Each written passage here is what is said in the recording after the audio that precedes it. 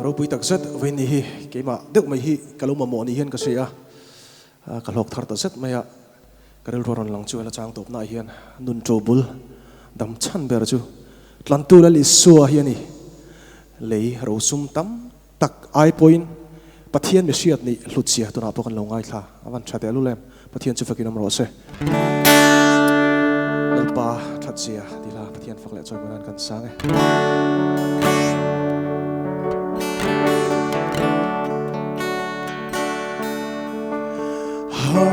Harsana lệ lung ngay na te kanum ning alo tom po in tra na rua thi ling ko ra po lali sua ka po ani Olalpa Tatsiahi Tentive Terenu Sakay baknay panglay Amril trampoin Latam rekanay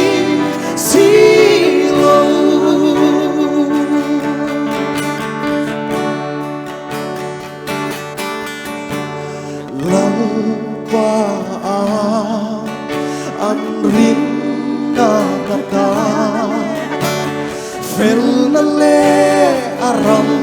song tetsu Boralna sual tui puyapo him takinan kaiji olalpa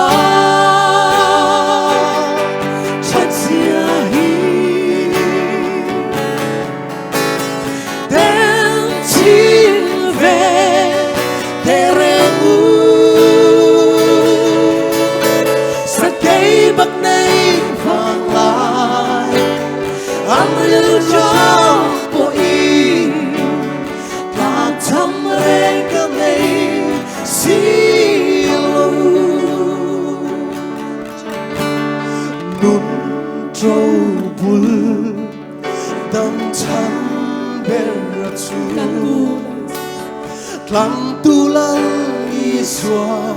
hiani Hallelujah Lei sum zong zong ai Hallelujah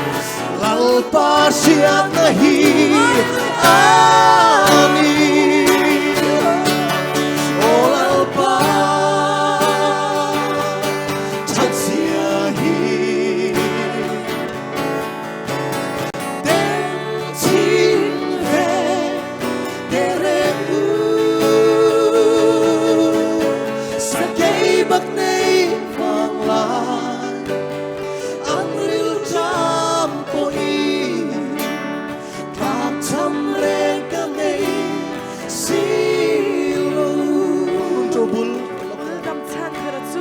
Nun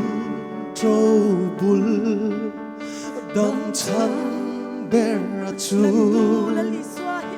Tlantulan iswa hiani Lei sum zong ai hu Lalpa siat nahi ani